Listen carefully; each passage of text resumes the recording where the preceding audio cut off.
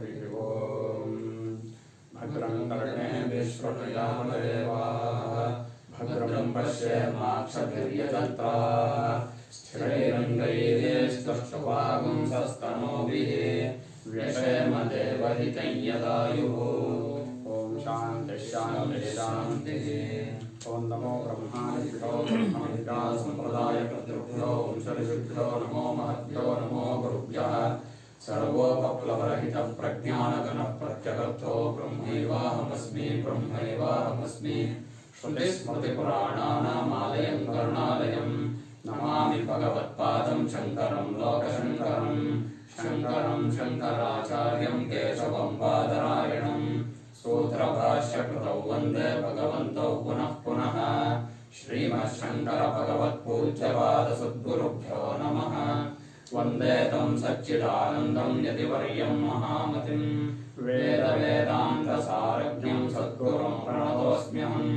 सदाहं सम्प्रदायज्ञं संयमीन्द्रं सदाश्रयं सद्गुरुं सच्चिदानन्दं सदाचारं समाश्रये। श्री श्री सच्चिदानन्देन्द्र सरस्वती महासद्गुरुभ्यो नमः। अधीहि भगवो ब्रह्मा।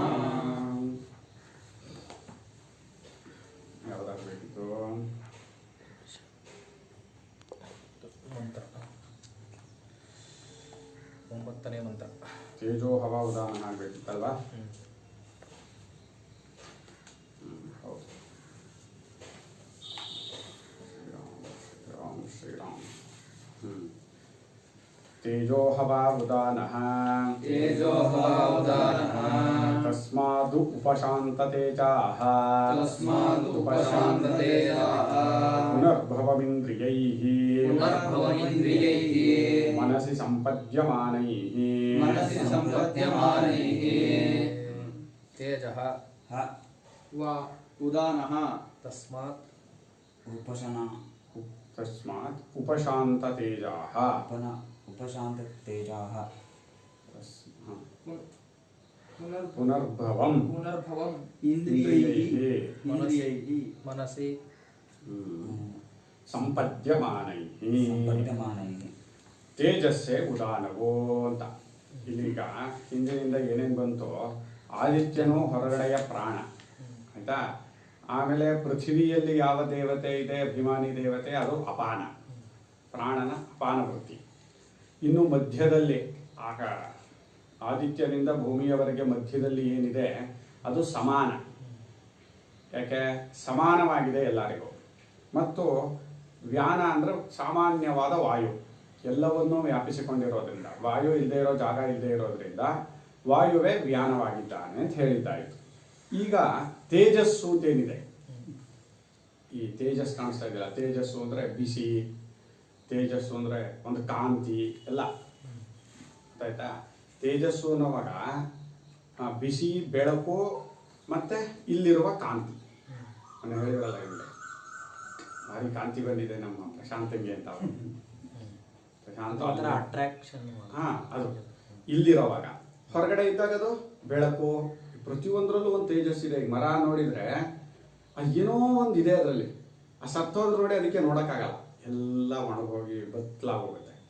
ಆ ಒಂದು ತೇಜಸ್ಸು ಅಂತ ಏನು ಕಾಣಿಸ್ತಾ ಇದೆ, ವ್ಯಕ್ತಿಗಳಲ್ಲಿ ವಸ್ತುಗಳಲ್ಲಿ ಸೇರ್ಕೊಂಡಾಗ ಒಂಥರ ಆಗುತ್ತದೋ, ಹೊರಗಡೆ ಇದ್ದಾಗ ಒಂಥರ ಇರುತ್ತದು. ಬೆಳಕು ಬಿಸಿ ರೂಪದಲ್ಲಿ ಇರುತ್ತೆ. ಆ ತೇಜಸ್ಸು ಅಂತ ಏನಿದೆ ಅದೇ ಉದಾನ. ಉತ್ ಅನತಿ, ಮೇಲಕ್ಕೆ ಹೊರಟೋಗುತ್ತೆ ಅಂತ. ಆದ್ದರಿಂದಲೇ ಯಾರಲ್ಲಿ ತೇಜಸ್ಸು ಹೊರಟೋಗಿದೆಯೋ, ಉಪಶಾಂತ ತೇಜ ಅಂದರೆ ಇಲ್ಲಿ ತೇಜಸ್ಸು ಯಾರಲ್ಲಿ ಕಡಿಮೆ ಆಗೋಗಿದೆಯೋ ಅವ್ರು ನೋಡಿದ್ರೆ, ನೋಡ್ರಿ ಮಕ್ಕ ಎಲ್ಲ ಇದಾಗೋಗಿದೆ, ಏನಾಗಿದೆ ಅಂತ ಇವ್ರಿಗೆ ಅಂತಾರೆ ಅಲ್ವಾ. ಬತ್ತೋಗ್ಬಿಟ್ಟಿರುತ್ತೆ. ಏನೋ ಆಗಿದೆ, ಆರೋಗ್ಯ ಸರಿ ಇಲ್ಲ ಅನ್ಸುತ್ತೆ ಇವ್ರಿಗೆ.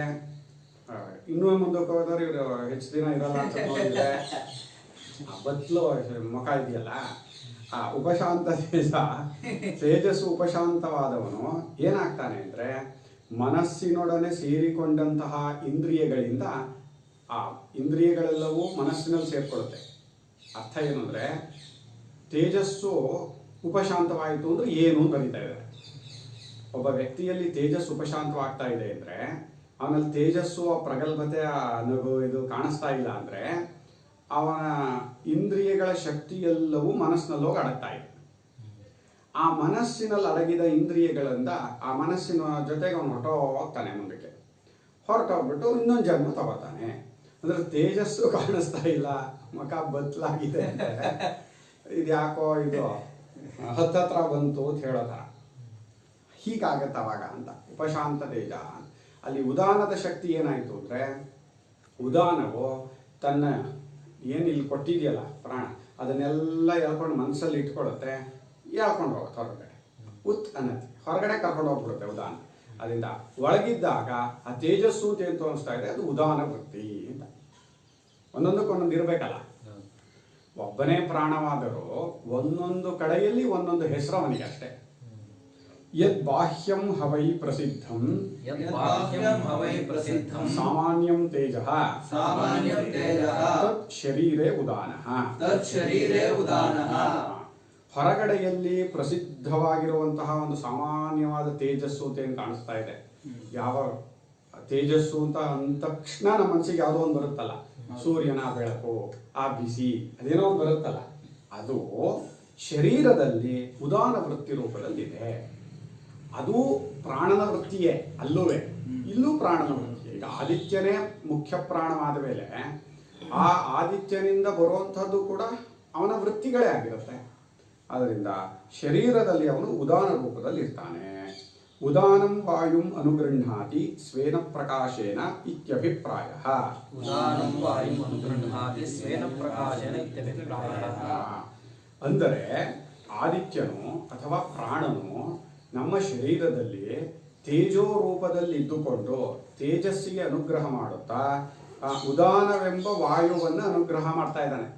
ಪ್ರಾಣನು ಶರೀರದಲ್ಲಿ ಉದಾನ ವೃತ್ತಿಗೆ ಅನುಗ್ರಹ ಮಾಡ್ತಾ ಇದ್ರೆ ಆಗ ಈ ಶರೀರದಲ್ಲಿ ಪ್ರಕಾಶ, ತೇಜಸ್ಸು, ಒಂದು ಪ್ರಗಲ್ಭ್ಯತೆ, ಒಂದು ದಿಟ್ಟತನ, ಒಂದು ಶಕ್ತಿ ಎಲ್ಲ ತೋರ್ತಾ ಇರುತ್ತೆ. ಎಲ್ಲ ಅಡಗೋಗಿರುತ್ತೆ.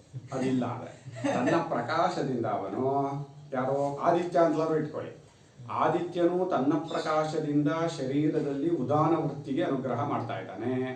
ಅಥವಾ ಪ್ರಾಣನು ಈ ಆದಿತ್ಯನಲ್ಲಿ ಪ್ರಾಣ ರೂಪದಲ್ಲಿಯೋ ಈ ಶರೀರದಲ್ಲಿ ತೇಜೋ ರೂಪವಾಗಿ ತೇಜಸ್ಸಿಗೆ ಅನುಕೂಲ ಮಾಡುವಾಗ ಉದಾನ ವೃತ್ತಿಯಲ್ಲೂ ಇದ್ಕೊಂಡಿದ್ದಾನೆ. ಎರಡೂ ಅವನೇ, ಎಲ್ಲ ಕಡೆಯಲ್ಲೂ ಅವನೇ ಇರೋದು. ಅಥವಾ ಎಲ್ಲ ಕಡೆ ಅನ್ನೋದು ಪ್ರಾಣ ಒಳಗೆ ಇರೋದು. ಪ್ರಾಣನನ್ನು ಬಿಟ್ಟು ಆಕಾಶವೂ ಇಲ್ಲ. ಯಾಕೆ? ಆಕಾಶವು ಆಮೇಲೆ ಹುಟ್ಟಿರೋದು, ಅಂಡದ ಒಳಗಿರೋದು ಆಕಾಶವೆಲ್ಲ. ಆ ಹಿರಣ್ಯಗರ್ಭ ಪ್ರಾಣವೃತ್ತಿ ಅಂತ ಏನು ಹೇಳ್ತಾ ಇದೀವಿ ನಾವು, ಅದು ಮನಸ್ಸಿನ, ಹೇಳಿದ್ವಲ್ಲ ಮನೋಕೃತೇನಾಯಾತ್ಯಸ್ಮಿನ್ ಶರೀರೆ ಅಂತ, ಮನಸ್ಸಿನ ವೃತ್ತಿಗಳ ರೂಪದಲ್ಲೇ ಎಲ್ಲವನ್ನೂ ಅರ್ಥ ಮಾಡ್ಕೋಬೇಕು. ಈಗ ನಮ್ಗೆ ಏನಾದರೂ ಒಂದು ಅರ್ಥವಾಗತ್ತೆ ಅಂದ್ರೆ ಅದಕ್ಕೆ ಒಂದು ಮನಸ್ಸಿನ ವೃತ್ತಿ ಹೇಳ್ಬೇಕು, ಅದರ ಪ್ರಕಾರವಾದದ್ದು. ಈಗ ಪ್ರಾಣ ಅಂದ ತಕ್ಷಣ ನಮಗೆ ಗೊತ್ತಾಗ್ತಾ ಇದೆಯೋ ಗೊತ್ತಾಗ್ತಾ ಇಲ್ವೋ? ನಮ್ಗೇನೋ ಗೊತ್ತಾಗ್ತಾ ಇದೆ. ಅದನ್ನ ಎಕ್ಸ್ಪ್ಲೈನ್ ಮಾಡಕ್ ಬರದೇ ಇರ್ಬೋದು ಈ ಬಾಯಿಯಿಂದ, ಯಾಕೆ ಬಾಯಿಗೆ ಶಕ್ತಿ ಇರಲ್ಲ ಅಷ್ಟು. ಇದಕ್ಕೆ ಶಕ್ತಿ ಕೊಟ್ಟಿರೋದು ಅಷ್ಟೇ ಆ ಪ್ರಾಣ. ಅವನು ಎಲ್ಲವನ್ನು ಇಲ್ಲೇ ಅರ್ಥ ಮಾಡಿಸ್ಬೇಕು ಅನ್ಕೊಂಡಿಲ್ಲ.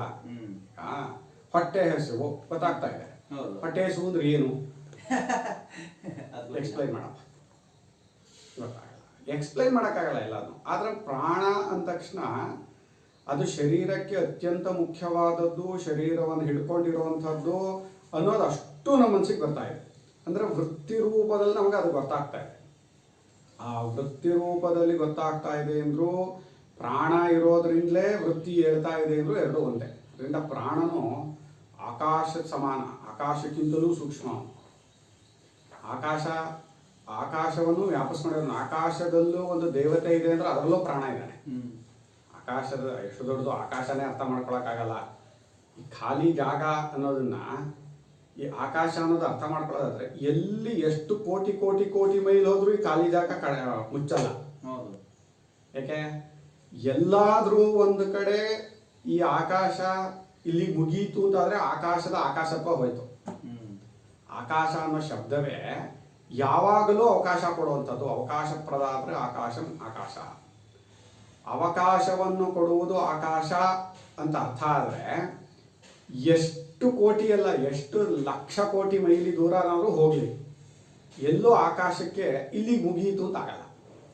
ಅಂಥ ಆಕಾಶದಲ್ಲಿ ಅಭಿಮಾನ ಪಟ್ಕೊಂಡವನೊಬ್ಬ ದೇವತೆ. ಆ ದೇವತಾ ರೂಪದಲ್ಲಿರೋ ಪ್ರಾಣ. ಪ್ರಾಣನ ವೃತ್ತಿ ಎಷ್ಟು ವ್ಯಾಪಕ. ಇದನ್ನ ಆ ಪ್ರಾಣನ ಇದು ಸಮಷ್ಟಿ ರೂಪ ಅವನು. ಈ ದೇಹೇಂದ್ರಿಯ ಮನೋಬುದ್ಧಿ ಸಹಿತವಾದ ಇಡೀ ಪ್ರಪಂಚವೇ ಪ್ರಾಣವಾಗಿದ್ದಾನೆ. ಪ್ರಾಣನಿಗಿಂತ ಬೇರೆ ಏನೂ ಇಲ್ಲ. ಅಲ್ಲಿ ಒಳಗೇನಾದರೂ ವಿಶೇಷಗಳು ಅಂತ ಏನು ತೋರ್ಬರುತ್ತೆ, ಆದಿತ್ಯ ರೂಪದಲ್ಲಿ, ಚಂದ್ರ ರೂಪದಲ್ಲಿ, ನಕ್ಷತ್ರಗಳ ರೂಪದಲ್ಲಿ, ಇಲ್ಲಿ ಒಬ್ಬೊಬ್ಬರಲ್ಲಿಯೂ ತೇಜೋ ರೂಪದಲ್ಲಿ, ಶಕ್ತಿ ರೂಪದಲ್ಲಿ ಇದೇನು ತೋರ್ಬರ್ತಾ ಇದೆ ಎಲ್ಲವೂ ಪ್ರಾಣ. ಪ್ರಾಣನಿಗಿಂತ ಬೇರೆ ಏನೂ ಇಲ್ಲ. ಇದು ಮನಸ್ಸಿಗೆ ಊರ್ತಾ ಹೋಗಬೇಕು. ಎಷ್ಟು ಊರುತ್ತೋ ಇದೆಲ್ಲವೂ ಪ್ರಾಣನೇ ಪ್ರಾಣನೇ ಪ್ರಾಣನೇ ಅಂತ ಇಲ್ಲಿ ನಮಗೆ ಒಳ್ಳೆಯದು ಕೆಟ್ಟದ್ದು ಹೆಚ್ಚು ಕಡಿಮೆ ಬುದ್ಧಿ ಹೋಗ್ಬೇಕದು. ಯಸ್ಮಾತ್ ತೇಜಃ ಸ್ವಭಾವಃ, ಯಸ್ಮಾತ್ ತೇಜಸ್ವಭಾವಃ ಆಗಬೇಕಿತ್ತು, ಒಂದೇ ಪದ ಆಗಬೇಕಿತ್ತಪ್ಪ. ಯಸ್ಮಾತ್ ತೇಜಸ್ವಭಾವಃ ಬಾಹ್ಯತೇಜಃ ಅನುಗೃಹೀತಃ, ಬಾಹ್ಯತೇಜೋನುಗೃಹೀತ ಒಂದೇ ಪದ ಅದು. ಬಾಹ್ಯತೇಜೋನುಗೃಹೀತಃ ಉತ್ಕ್ರಾಂತಿಕರ್ತ ತಸ್ಮಾತ್ ಯದಾ ಲೌಕಿಕಃ ಪುರುಷಃ ಉಪಶಾಂತ ತೇಜ ಭವತಿ, ಉಪಶಾಂತಂ ಸ್ವಾಭಾವಿಕಂ ತೇಜಃ ಯಸ್ಯ ಸಹ ತದಾ ತಂ ಕ್ಷೀಣಾಯುಷಂ ಮುಮೂರ್ಷುಂ ವಿದ್ಯಾತ್.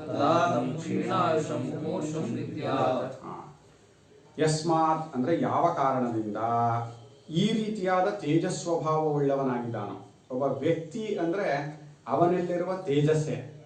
ತೇಜಸ್ ಹೊರಟೋಯ್ತು ಅಂದ್ರೆ ಅವರು ಯಾರೋ ಜನ ಲೆಕ್ಕ ಇಡಲ್ಲ.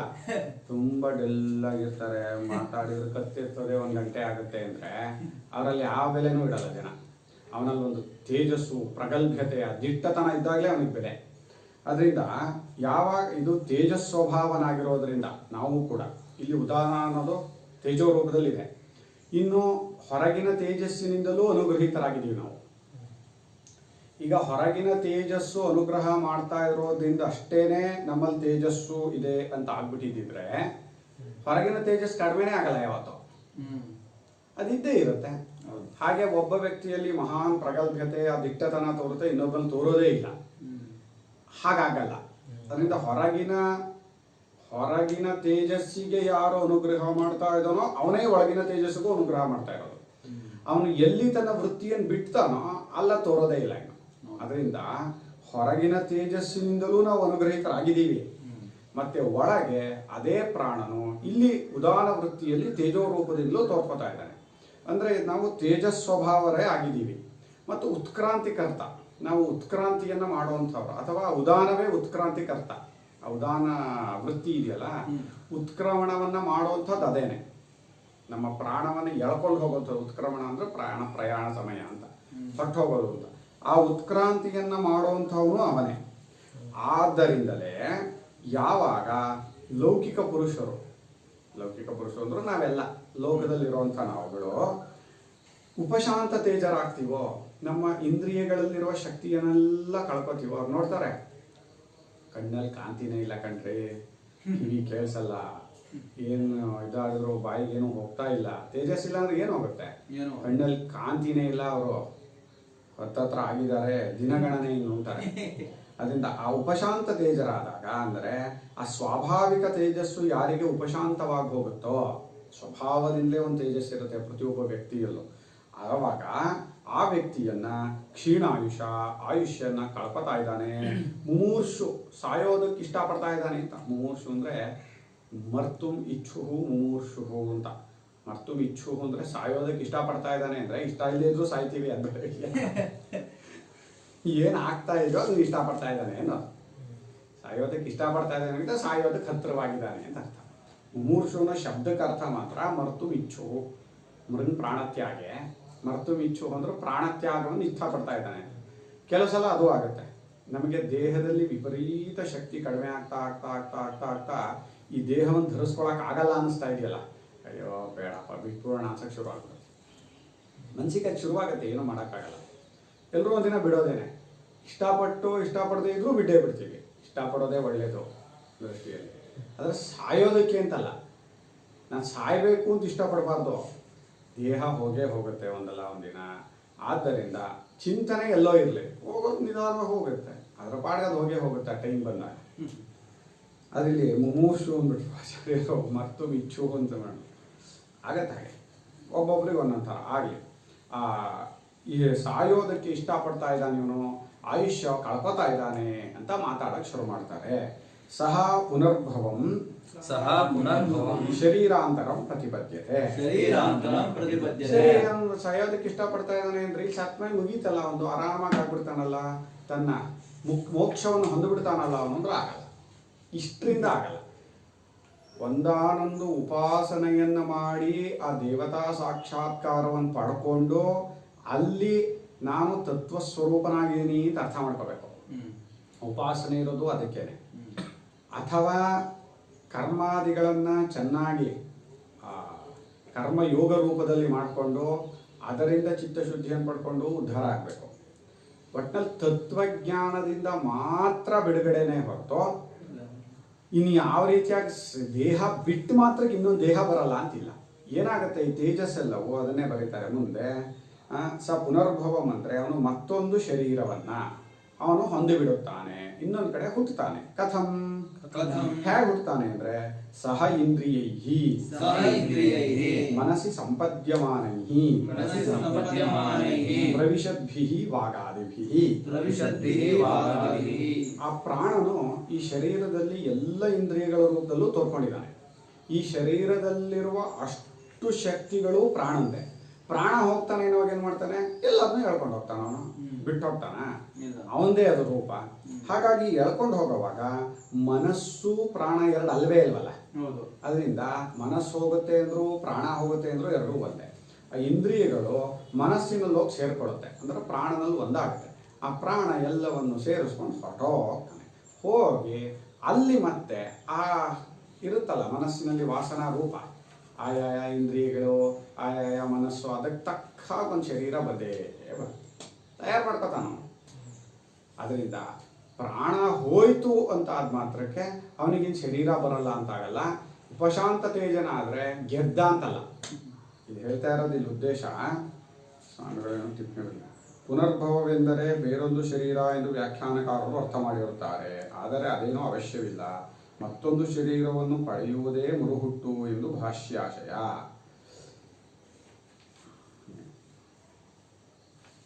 ಸ್ವಾಮಿಗಳು ಏನು ಇಲ್ಲಿ ಇದ್ರ ವಾಕ್ಯ ಇದೆಯಲ್ಲ, ಮತ್ತೊಂದು ಶರೀರವನ್ನು ಪಡಿತಾನೆ ಅಂತ. ಮತ್ತೊಂದು ಶರೀರವನ್ನು ಪಡಿತಾನೆ, ಶರೀರವನ್ನು ಬಿಟ್ಟು ಹೋದ್ಮೇಲೆ ಅಂದ್ರೆ ಈ ಶರೀರವನ್ನು ನಾವು ಚೆನ್ನಾಗಿ ಅರ್ಥ ಮಾಡ್ಕೊಂಡ್ರೆ, ಈ ಶರೀರದಲ್ಲಿರುವ ಎಲ್ಲ ರೀತಿಯ ತೊಂದರೆಗಳನ್ನು ಅರ್ಥ ಮಾಡಿಕೊಂಡ್ರೆ ನಾವು ಮತ್ತೆ ಶರೀರವನ್ನು ಹೊಂದಬೇಕು ಅನ್ನೋ ಚಿಂತನೆನೇ ಬರಬಾರ್ದು ನಮಗೆ. ಅದರಿಂದ ಶರೀರ ಬಿಟ್ಟರೆ ಸಾಕಪ್ಪ, ಏನು ಇವತ್ತಿನ ಇಲ್ಲ ಅನ್ಕೋಬೇಡಿ, ಮತ್ತೆ ಶರೀರ ಹೊಂದುತ್ತೀವಿ. ಆದ್ದರಿಂದ ಆ ಮನಸ್ಸು ಅನ್ನೋದು ಇಲ್ಲೇ ಲಯವಾಗಬೇಕು. ಮನಸ್ಸು ಲಯವಾಯಿತು ಅಂದ್ರು ಪ್ರಾಣ ಲಯವಾಯಿತು ಅಂದರೆ ಜ್ಞಾನದಿಂದ. ಲಯ ಅಂದರೆ ಇಲ್ಲಿ ಜ್ಞಾನದಿಂದ ಬಾಧೆ ಆಗಬೇಕು, ಅದು ಸುಳ್ಳು ಅಂತ ತೋರ್ಬೇಕು. ಇದು ಕನಸು ಅಂತ ಗೊತ್ತಾದಾಗ ಹೇಗೆ ಕನಸಿನಲ್ಲಿರುವ ಪ್ರಾಣ ಮನಸ್ಸು ಸಹಿತವಾಗಿ ಇಡೀ ಪ್ರಪಂಚ ಬಾಧೆ ಆಗೋಯ್ತೋ, ಸುಳ್ಳು ಅಂತ ಗೊತ್ತಾಯ್ತೋ, ಹಾಗೆ ಈ ಶರೀರೇಂದ್ರಿಯ ಮನೋಬುದ್ಧಿಗಳು ಸುಳ್ಳು ಅಂತ ಗೊತ್ತಾಗಬೇಕು. ಹಾಗೆ ಗೊತ್ತು ಮಾಡ್ಕೊಳ್ಳೋದಕ್ಕೋಸ್ಕರವಾಗಿ ಈ ಚಿಂತನೆಗಳೆಲ್ಲ. ಇಷ್ಟೇ ಈಗ ಪ್ರಾಣನೇ ಇದೆಲ್ಲವನ್ನು ವ್ಯಾಪಿಸ್ಕೊಂಡಿದ್ದಾನೆ, ಪ್ರಾಣನಿಂದಲೇ ಇದೆಲ್ಲವೂ ಆಗ್ತಾ ಇದೆ ಅನ್ನೋ ಚಿಂತನೆ ಮಾಡಿದ ಮಾತ್ರಕ್ಕೂ ಏನು ಬಿಡುಗಡೆ ಇಲ್ಲ. ಆ ಚಿಂತನೆ ಮಾಡಬೇಕು, ಅದು ಚಿತ್ತಶುದ್ಧಿಗೋಸ್ಕರ ಮಾಡಬೇಕು. ಅಲ್ಲೂ ಕೂಡ ಯಾವುದಾದ್ರೂ ಫಲಾಸಕ್ತಿಯನ್ನು ಇಟ್ಕೊಂಡು ಮಾಡಿದರೆ ನಮ್ಮ ಸ್ವಭಾವವೇನೆ, ನಾವು ಮೊದಲು ದೇಹದಲ್ಲಿ ನಾನು ಅಂತ ಅನ್ಕೋತೀವಿ, ಮತ್ತು ದೇಹ ನಂದು ಅನ್ಕೋತೀವಿ. ನಮ್ಗೆ ಯಾವುದ್ರಲ್ಲಿ ಮೂಸ್ತೀವೋ ಒಂದೊಂದ್ಸಲ ಹೋಗಿ ಅದರ ಬಗ್ಗೆ ನಂದು ನಂದು ನಂದು ಅಂತ ಬರುತ್ತೆ. ಅದರಲ್ಲಿ ಕರ್ಮದಲ್ಲಿ ನಂದು ಅಂತ ಬರೋದು, ಇದು ನನ್ನ ಕರ್ಮ ಅಂತ. ಆ ಕರ್ಮದಿಂದ ಫಲದಲ್ಲಿ ನಂದು ಅಂತ ಬರ್ಸಿರೋ ಅದು ಕನೆಕ್ಷನ್ ಅದು. ಹಾಗಾಗಿ ನಾನು ಉಪಾಸನೆಯನ್ನಾದರೂ ಇದು ನನ್ನ ಉಪಾಸನೆ, ಇಂಥ ಫಲ ಬರುತ್ತೆ ಅಂತ ಅಂದ್ಕೊಂಡ್ರೆ ಫಲ ಬಂದ್ಬಿಡುತ್ತೆ, ಮತ್ತು ಅದೊಂದು ಶರೀರವಾಗುತ್ತೆ, ಅಲ್ಲಿ ಮತ್ತೆ ಹುಟ್ಟಬೇಕಾಗುತ್ತೆ. ನಾವು ಹುಟ್ಟೋದು ಮತ್ತು ಹುಟ್ಟೋದು ಅನ್ನೋದು ನಮ್ಮ ಉದ್ದೇಶ ಅಲ್ಲವೇ ಇಲ್ಲ. ಈಗಲೂ ಹುಟ್ಟೇ ಇಲ್ಲ, ಯಾವಾಗಲೂ ಹುಟ್ಟಿಲ್ಲ ಅಂತ ತಿಳ್ಕೋಬೇಕು. ಅದರಿಂದ ಈ ಜಾಗದಲ್ಲೇ ಅದನ್ನು ಸೇರಿಸಿದ್ರು ಆಚಾರ್ಯ. ಚೆನ್ನಾಗಿದೆ.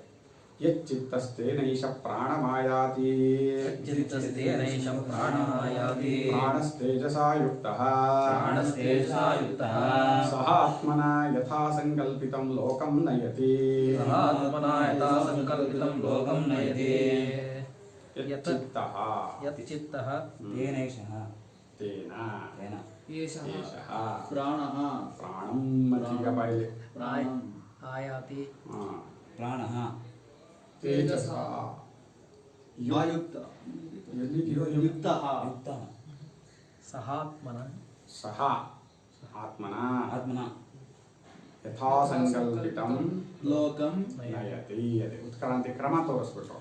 ಮತ್ತೊಂದು ಶರೀರವನ್ನು ಹೊಂದುತ್ತಾನೆ ಅಂದಾಗ ಹೇಗೆ ಹೋಗ್ತಾನವನು? ಆ ಉದಾನ ವೃತ್ತಿ ಅವನೇ ಉತ್ಕ್ರಾಂತಿಗೆ ಕರ್ತೃ ಅವನೇ, ಉತ್ಕ್ರಾಂತಿಗೆ ಕರ್ತೃ ನಾನೇ ಅಂತಲಾರು ಇಟ್ಕೊಳ್ಳಿ. ನಾನು ತಾನೇ ಹೋಗೋನು. ಹೌದು. ಆ ನಾನು ಹೋಗ್ತೀನಿ ಅನ್ನೋವಾಗ್ಲೂ ಪ್ರಾಣನೇ ತಾನೇ ಹೋಗ್ತಿದ್ದೋ. ಆ ಪ್ರಾಣನಲ್ಲಿ ಉತ್ಕ್ರಾಂತಿ ಸಮಯದಲ್ಲಿ ಉದಾನ ವೃತ್ತಿ ಕೆಲಸ ಮಾಡಕ್ಕೆ ಶುರು ಮಾಡ್ತೀನಿ. ಅದಾಯ್ತಾ? ಆವಾಗ ನಾನು ಅಂದ್ರು ಪ್ರಾಣ ಅಂದ್ರೆ ಈಗ ವಿದ್ಯಾ ಕಲ್ಪಿತವಾದ ಶರೀರದಲ್ಲಿ ನಾನು ತಂದ್ಕೊಂಡಾಗ ನಾನು ಈಸ್ ಈಕ್ವಲ್ ಟು ಪ್ರಾಣ. ನಾನು ಪ್ರಾಣಗಿಂತ ಬೇರೆನಾ? ಇಲ್ಲ. ಇಲ್ಲ. ಆದ್ದರಿಂದ ನಾನು ಹೋಗ್ತೀನಿ, ನಾನೇ ಉತ್ಕ್ರಾಂತಿಗೆ ಕರ್ತೃ ಅಂದ್ರು, ಪ್ರಾಣನೇ ಉತ್ಕ್ರಾಂತಿಗೆ ಕರ್ತೃ ಅಂದ್ರು ಒಂದೇ. ಉತ್ಕ್ರಾಂತಿ ಕರ್ತೃ ಅಂತ ಬರೋದ್ರಲ್ಲ ಆಚಾರ್ಯರು. ಈಗ ಆ ಉತ್ಕ್ರಾಂತಿ ಕ್ರಮ ಹೇಗೆ ಅಂತ ತೋರಿಸ್ತಾ ಇದ್ದಾರೆ. ಎಚ್ಚಿತ್ತಃ ಅಂದ್ರೆ ಅವನು ಯಾವ ರೀತಿಯಾದ ಮನಸ್ಸಿನಿಂದ ಕೂಡ್ಕೊಂಡಿರ್ತಾನೋ ಅಂತ. ಈ ಪ್ರಾಣ ಪ್ರಯಾಣ ಸಮಯದಲ್ಲಿ ಅಲ್ಲಿ ಇದರಲ್ಲೂ ಕೂಡ ಭಗವದ್ಗೀತೆಯಲ್ಲಿ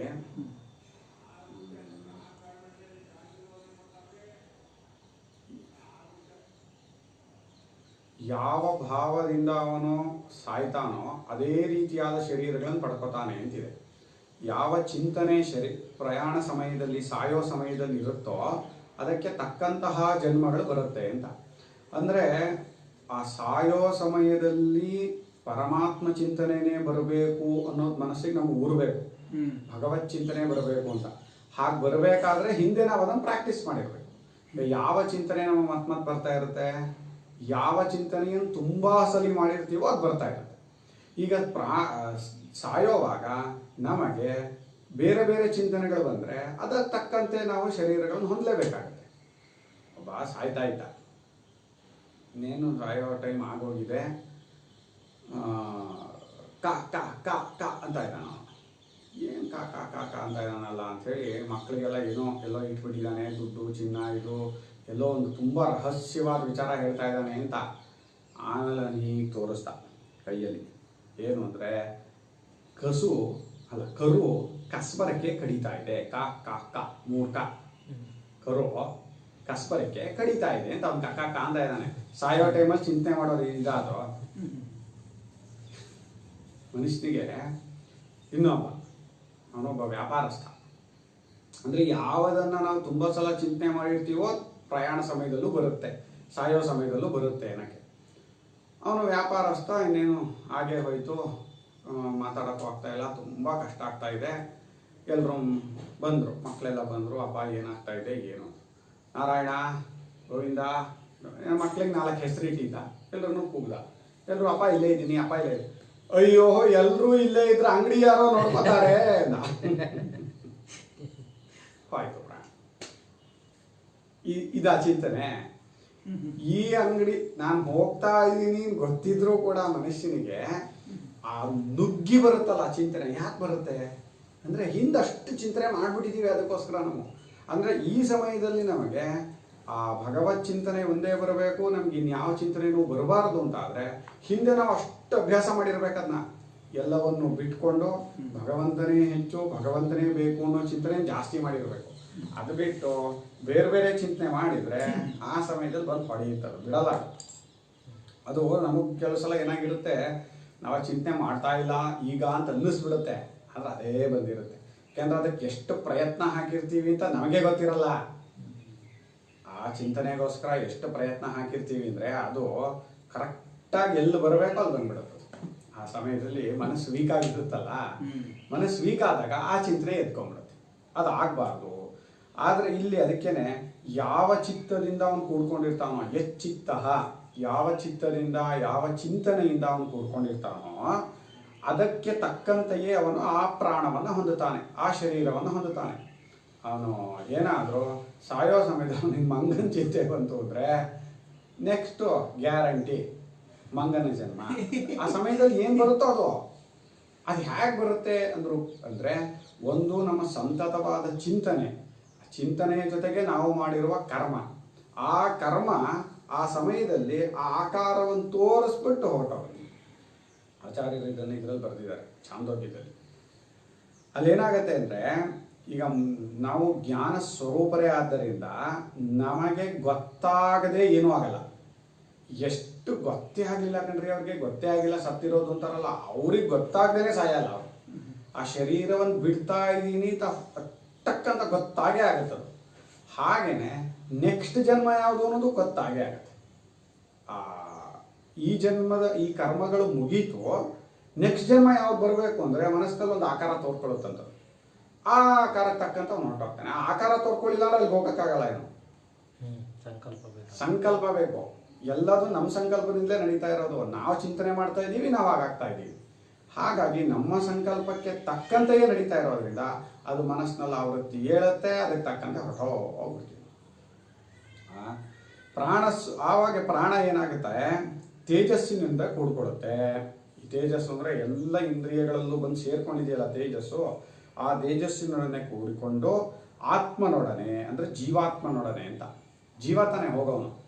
ಯಾರಿಗೆ ಪರಿಚ್ಛಿನ್ನ ಭಾವ ಇದೆಯೋ ಅವನಿಗೆ ಜೀವ ಅಂತ ಹೆಸರು.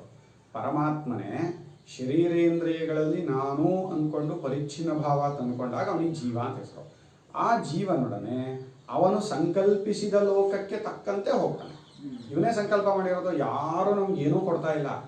ನಾವು ಏನೇನು ಸಂಕಲ್ಪಿಸಿದೀವೋ, ಏನು ಕರ್ಮ ಮಾಡ್ತಾ ಇದೀವೋ ಅದಕ್ಕೆ ತಕ್ಕಂತೆ ನಮಗೆ ಜನ್ಮಗಳು, ನಮಗೆ ಫಲಗಳು. ಅವ್ರು ಕೊಟ್ಟರು ಇವ್ರು ಕೊಟ್ಟರು ಅಲ್ಲ, ಅವ್ರು ಹಾಗೆ ಮಾಡಿದ್ರು ಇವ್ರು ಹಾಗೆ ಮಾಡಿದ್ರು ಅಲ್ಲ. ನನ್ನ ಕರ್ಮಕ್ಕೆ ತಕ್ಕಂತೆ, ನನ್ನ ಚಿಂತನೆಗೆ ತಕ್ಕಂತೆ ನನಗೆ ಲೋಕಗಳು, ನನಗೆ ಫಲಗಳು.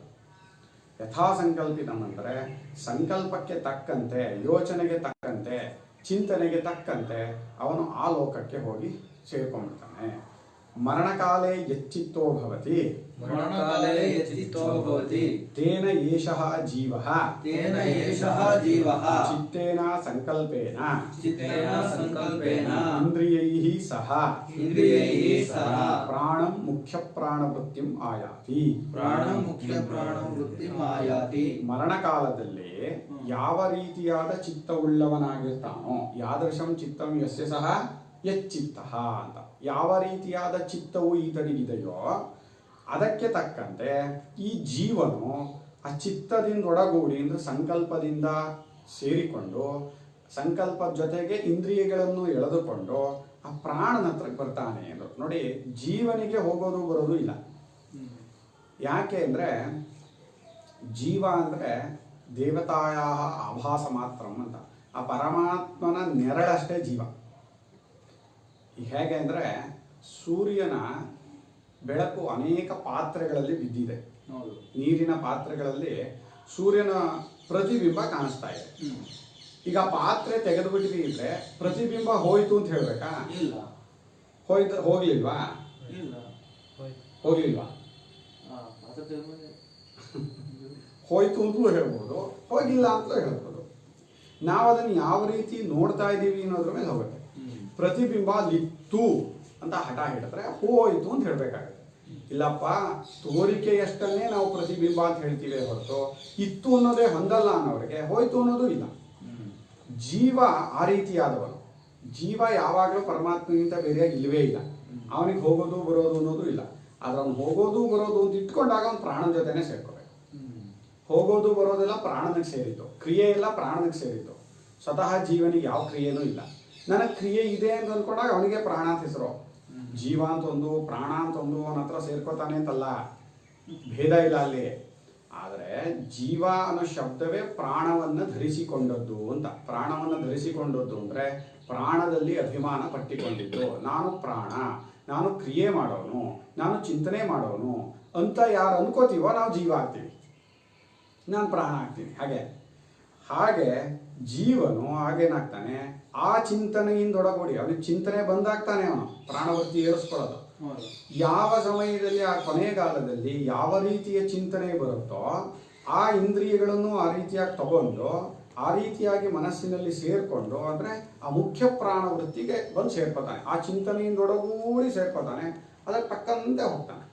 ಈಗ ಕನಸಿನಲ್ಲಿ ಯಾವ ಚಿಂತನೆ ಬರುತ್ತೆ ಅಂದರೆ, ಈಗ ಎಚ್ಚರದ ವಾಸನೆ ಅಂತ ಇಟ್ಕೊಂಡಾಗ ವಿಪರೀತವಾಗಿ ಎಚ್ಚರದಲ್ಲಿ ಯಾವ ಚಿಂತನೆ ಮಾಡ್ತಾ ಇರ್ತಾನೋ ಅದಕ್ಕೆ ಅದನ್ನೆಲ್ಲ ಮನಸ್ಸಲ್ಲಿ ಇಟ್ಕೊಂಡಿರ್ತಾನೆ. ಹಾಗೆ ಕನಸಿನಲ್ಲಿ ಅದನ್ನೇ ನೋಡ್ತಾನೆ ಅಲ್ವಾ? ಏನು ಮಾಡೋಕ್ಕಾಗಲ್ಲ. ಹಾಗೆ ನೆಕ್ಸ್ಟ್ ಜನ್ಮ, ಇನ್ನೊಂದು ಜನ್ಮಕ್ಕೂ ಇದೇ ಉದಾಹರಣೆ. ತುಂಬ ಚೆನ್ನಾಗಿದೆ. ಈಗ ಮರಣಕಾಲೆ ಕ್ಷೀಣೇಂದ್ರಿಯ ವೃತ್ತಿ ಸನ್ ಕ್ಷೀಣೇಂದ್ರಿಯ ವೃತ್ತಿ ಸನ್ ಮುಖ್ಯಯ ಪ್ರಾಣವೃತ್ತಿಯೈವ ಅವತಿಷ್ಠತೆ ಇತ್ಯರ್ಥಃ. ಅಂದ್ರೆ ಮರಣಕಾಲದಲ್ಲಿ ಏನಾಗುತ್ತೆ ಅಂದ್ರೆ ಎಲ್ಲ ಇಂದ್ರಿಯ ವೃತ್ತಿಗಳು ಕ್ಷೀಣವಾಗ್ಬಿಡುತ್ತೆ. ಯಾವ ಇಂದ್ರಿಯಗಳು ತನ್ನದಾದ ವೃತ್ತಿಯನ್ನು ನಡೆಸಲ್ಲ. ಪ್ರಾಣನು 5 ಭಾಗ ಮಾಡ್ಕೊಂಡು ಏನು ವ್ಯವಹಾರ ಮಾಡ್ತಾ ಇದ್ದಾನೆ ಶರೀರದಲ್ಲಿರೋವಾಗ, ಆ 5 ವೃತ್ತಿಗಳಲ್ಲಿ ಎಲ್ಲವನ್ನು ಅಡಗಿಸ್ಕೊಂಡು ಮುಖ್ಯ ಪ್ರಾಣ ವೃತ್ತಿ ಏನಿದೆ ಆ ಮುಖ್ಯ ಪ್ರಾಣ ವೃತ್ತಿಯಿಂದ ಅವನು ಇದ್ಕೊಂಡಿರ್ತಾನೆ ಮರಣಕಾಲದ. ಅದಕ್ಕೆ ಇಷ್ಟೇ ಆಗ್ತಾ ಇರುತ್ತದೆ. ನೋಡಿದ್ದೀರಾ ಸಾಯೋರ್ನ ಹತ್ತಿರದಿಂದ? ನೋಡಿಲ್ಲ, ನೋಡ್ಬೇಕು, ಸಾಯೋರು ನೋಡ್ಬೇಕು ಅಂತ ಇರ್ತಾರೆ. ಕಣ್ಮುಂದೆ ಹೀಗಂದ್ರು ಅವ್ರಿಗೆ ಕಾಣಿಸ್ತಾ ಇರಲ್ಲ, ಕಿವಿ ಕೇಳಿಸ್ತಾ ಇರಲ್ಲ, ಏನೂ ಇಲ್ಲ. ಹೀಗಂತಾರೆ ಕೆಲವರು. ಗೊತ್ತಾಯ್ತಾ ಅಂತಾರೆ, ಏನು ಗೊತ್ತಾಗ್ತಾ ಇಲ್ಲ. ಅವ್ನ ಮುಖ್ಯ ಪ್ರಾಣವೃತ್ತಿ ಒಂದೇ ಆಡ್ತಾ ಇರೋದಲ್ಲಿ. ಅದು ಎಷ್ಟು ಬೇಗ ಹೋಗ್ಲಿ ಟೈಮ್ ಕಾಯ್ತಾ ಇದೆ ಅಷ್ಟೇ. ಇರೋದು ಶರೀರಕ್ಕೆ ಒಂದು ಫೋರ್ಸ್ ಇದೆಯಲ್ಲ, ಆ ಪ್ರಾರಬ್ಧ ಕರ್ಮದ ಫಲ, ಅದು ಮುಗಿಯೋದನ್ನು ಕಾಯ್ತಾ ಇದೆ ಅಷ್ಟೇ, ಏನು ಮಾಡ್ತಾ ಇಲ್ಲ. ಮುಖ್ಯ ಸಾಯುವ ಸಮಯದಲ್ಲಿ ಇಂದ್ರಿಯ ವೃತ್ತಿಗಳೆಲ್ಲವೂ ಕ್ಷೀಣವಾಗಿರುತ್ತೆ. ಕೇವಲ ಮುಖ್ಯ ಪ್ರಾಣ ವೃತ್ತಿಯೊಂದೇ ಉಳ್ಕೊಂಡಿರುತ್ತೆ. ಹಂಗಿನ ಯಾವ ವೃತ್ತಿನೂ ಕೆಲಸ ಮಾಡ್ತಾ ಇರಲ್ಲ. ತದಾಹಿ ವದಂತಿ ಜ್ಞಾತಯಃ ಉಚ್ಛ್ವಸತಿ ಜೀವತೀತಿ. ಆವಾಗ ಜ್ಞಾತಿಗಳು ಇವನು ಬದುಕಿದಾನೆ ಅಂತ ಯಾಕೆ ತಿಳ್ಕೊತಾರೆ? ಉಸಿರಾಡ್ತಾ ಇದೆ ಕಣ, ಬದುಕಿದಾನೆ ಅಂತಾರೆ. ಇಲ್ಲಿಟ್ಟು ನೋಡ್ತಾರೆ, ಇದೊಂದು ಆಡ್ತಾ ಇದೆ ಅಂದ್ರೆ ಓ ಇನ್ನು ಬದುಕಿದಾನೆ ಅಂತ. ಇದೊಂದೇ ಮುಖ್ಯ, ಯಾವ ವೃತ್ತಿಗಳು ಇಲ್ಲ. ಈಗ ನಮ್ಮನ್ನ ಬದುಕಿದಾನೋ ಇಲ್ವೋ ನೋಡಕ್ ಬರ್ತಾರ? ಯಾಕೆ? ಎಲ್ಲ ಇಂದ್ರ ವೃತ್ತಿಗಳು ಕೆಲಸ ಮಾಡ್ತಾ ಇವೆ. ಆ ಸಹಜವಾಗಿ ನೋಡ್ತಾ ಇದ್ದಾನೆ, ಕೇಳ್ತಾ ಇದ್ದಾನೆ, ಮಾತಾಡ್ತಾ ಇದ್ದಾನೆ ಅಂದ್ರೆ ಅವ್ನು ಬದುಕಿದಾನೆ ಅಂತ. ಆದರೆ ಸಾಯುವ ಸಮಯದಲ್ಲಿ ಜ್ಞಾತಿಗಳು ಅಂದ್ರೆ ಸುತ್ತಮುತ್ತಲಿರುವಂಥವ್ರು, ಜ್ಞಾತಯ ಅಂದ್ರೆ ದಾಯಾದಿಗಳು ಅಂತ, ಬಂಧು ಬಾಂಧವರು, ಅವರೆಲ್ಲ ಇನ್ನೂ ಉಸಿರಾಡ್ತಾ ಇದೆ ಆದ್ರಿಂದ ಬದುಕಿದ್ದಾನೆ ಅಷ್ಟೇ ಹೇಳ್ತಾರೆ. ಬದುಕಿದ್ದಾನೆ ಅನ್ನೋ ಕೀಲಿಲ್ಲ, ಒಂದೇ ವೃತ್ತಿ ಇರೋದು. ಅದೊಂದು ಹೋದ್ರೆ ಮುಗೀತು. ಸಚ ಪ್ರಾಣ ತೇಜಸ ಉದಾನ ವೃತ್ಯ ಯುಕ್ತ ಸನ್ ಸಹಾತ್ಮನ ಸ್ವಾಮಿನ ಭೋಕ್ತ್ರ ಸ ಏವಂ ಉದಾನ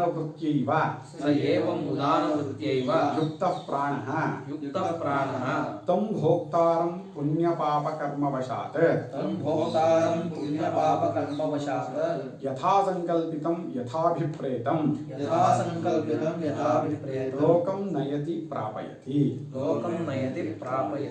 ಆ ಪ್ರಾಣನು ಆಗ, ಈಗ ಜೀವನು ಪ್ರಾಣವನ್ನ ಧರಿಸ್ಕೊಂಡಿರೋನು, ಪ್ರಾಣದಲ್ಲಿ ಅಭಿಮಾನ ಪಟ್ಕೊಂಡಿರೋನು, ಶರೀರದಲ್ಲಿ ಜೀವ ಇದ್ದಾನೆ ಅನ್ನೋವಾಗ ಅವನು ಆ ಪ್ರಾಣದಲ್ಲಿ ಅಭಿಮಾನ ಪಟ್ಕೊಂಡಿರೋದ್ರಿಂದಲೇ ಶರೀರದಲ್ಲಿ ಇರ್ತಾನೆ. ಅವನಿಗೆ ಇನ್ನು ಶರೀರ ಬೇಡ ಅಂತ ಅನ್ನಿಸ್ತು ಅಂತ ಇಟ್ಕೊಳ್ಳಿ, ಅವನು ಎಲ್ಲವನ್ನು ವಾಪಸ್ ತಗೋತಾನೆ. ಆಗ ಆ ಪ್ರಾಣ ಏನಾಗುತ್ತೆ, ಅವನ ತಾನೇ ಕೆಲಸ ಮಾಡೋದು. ಜೀವನಿಗೆ ಸ್ವತಃ ಕೆಲಸ ಮಾಡೋದು ಅನ್ನೋದು ಇಲ್ವಲ್ಲ. ಅವನು ಕೇವಲ ಚಿನ್ಮಾತ್ರ ಸ್ವರೂಪ. ತಪ್ಪು ತಿಳ್ಕೊಂಡಾಗ್ಲೂ ಅವನು ಚಿನ್ಮಾತ್ರ ಸ್ವರೂಪ ಏನು ಹೋಗಿಲ್ಲ. ಯಾವಾಗಲೂ ಅವನು ಪರಮಾತ್ಮನಿಂದ ಬೇರೆ ಆಗಿಲ್ಲ. ಪ್ರತಿಬಿಂಬವನ್ನು ಬೇರೆ ಅಂತ ಅಂದ್ಕೊಂಡಾಗ್ಲೂ ಪ್ರತಿಬಿಂಬ ಏನು ಸೂರ್ಯನಿಗಿಂತ ಬೇರೆ ಆಗಿಲ್ಲ. ಕನ್ನಡಿಯಲ್ಲಿ ನನ್ನ ಪ್ರತಿಬಿಂಬ ಅಲ್ಲಿದೆ ಅಂತ ನಾನು ಅನ್ಕೊಂಡು ಮಾತ್ರ ಅಲ್ಲೇನಿರಲ್ಲ ಅದು, ಆದ್ರೆ ನನಗಿಂತ ಬೇರೆ ಅಲ್ಲ. ಹೇಗೋ ಆ ಜೀವನು ಈ ಪ್ರಾಣದ ಜೊತೆ ಸೇರ್ಕೊಂಡಾಗ ಆ ಪ್ರಾಣ ಏನು ಮಾಡ್ತಾನೆ, ತೇಜಸ್ಸಿನಿಂದ ಅಂದರೆ ಆ ಉದಾನ ವೃತ್ತಿ ಜೊತೆ ಸೇರ್ಕೊತಾನೆ. ಅವನೊಂದು ವೃತ್ತಿ ಇದೆ, ಒಂದೊಂದು ಜಾಗದಲ್ಲಿ ಒಂದೊಂದು ವೃತ್ತಿ. ಅವನು ಈ ಕೆಳಗಿನ ನಾಭಿಯಿಂದ ಕೆಳಗೆ ಕೆಲಸ ಮಾಡಬೇಕು ಅನ್ನೋವಾಗ ಅಪಾನ ವೃತ್ತಿಯಲ್ಲಿ ಕೆಲಸ ಮಾಡ್ತಾನೆ. ಇಲ್ಲಿ ಇಂದ್ರಿಯಾದಿಗಳಲ್ಲಿ ಕೆಲಸ ಮಾಡಬೇಕು ಅಂದ್ಕೊಂಡಾಗ ಪ್ರಾಣ ವೃತ್ತಿಯಿಂದ ಕೆಲಸ ಮಾಡ್ತಾನೆ. ಮಧ್ಯದಲ್ಲಿ ಅನ್ನ ಆಹಾರಾದಿಗಳನ್ನ ಸಮಾನವಾಗಿ ಎಲ್ಲ ಕಡೆ ತಗೊಂಡು ಹೋಗ್ಬೇಕು ಅನ್ನೋವಾಗ ಸಮಾನ ವೃತ್ತಿಯಿಂದ ಮಾಡ್ತಾರೆ. ಅಂದ್ರೆ ಅವನಿಗೆ ಸಮಾನ ಅಂತ ಹೆಸರು. ಆವಾಗ ಆಪಾದ ತಲಮಸ್ತಕ ವೃತ್ತಿಯಾದಾಗ ಜ್ಞಾನ ವೃತ್ತಿ ಆಗ್ತಾನೆ. ಅದೇ ಉತ್ಕ್ರಾಂತಿ ಸಮಯ ಬಂದಾಗ ಅವನೇ ಉದಾನ ವೃತ್ತಿ ಆಗ್ತಾನೆ. ಆ ಉದಾನ ವೃತ್ತಿಯಿಂದೊಡಗೂಡಿದವನಾಗಿ ಆತ್ಮನೊಡನೆ ಅಂದರೆ ತನ್ನ ಸ್ವಾಮಿಯಾದ ಭೋಕ್ತೃವಾದ ಜೀವ ಇದನ್ನಲ್ಲ ಅವನು ತಾನೇ ಅನುಭವಿಸ್ತಾ ಇರೋದು, ಜೀವ ತಾನೇ ಶರೀರದಲ್ಲಿ ಎಲ್ಲವನ್ನೂ ಅನುಭವಿಸ್ತಾ ಇರೋದು.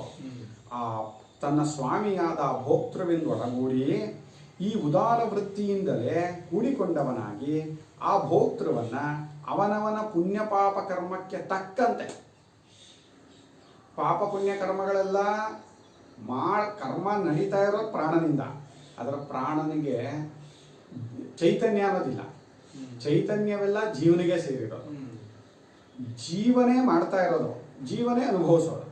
ಆದ್ದರಿಂದ ಆ ಪುಣ್ಯ ಪಾಪ ಕರ್ಮಗಳಿಗೆ ತಕ್ಕಂತೆ ಆ ಭೋಕ್ತೃವನ್ನ, ತನ್ನ ಸ್ವಾಮಿಯನ್ನ, ಆ ಜೀವನನ್ನ ಅವನು ಏನು ಸಂಕಲ್ಪ ಮಾಡ್ಕೊಂಡಿದ್ನೋ, ಯಾವ ಲೋಕಕ್ಕೆ ಹೋಗ್ಬೇಕು ಅಂತ ಯಾವ ರೀತಿಯಾದ ಚಿಂತನೆಯಲ್ಲಿ ಅವನು ಇದ್ನೋ ಆ ತಕ್ಕಂತೆ ಆಯಾಯ ಲೋಕಕ್ಕೆ ಅವನನ್ನ ಕರ್ಕೊಂಡು ಹೋಗ್ತಾನೆ. ಲೋಕ ಅಂದ್ರೆ ಬೇರೆ ಲೋಕ ಅನ್ಕೋಬೇಕಾಗಿಲ್ಲ, ಇಲ್ಲೇ ಯಾವ ಚಿಂತನೆ ಇದೆಯೋ ಅದೇ ಒಂದು ಲೋಕ.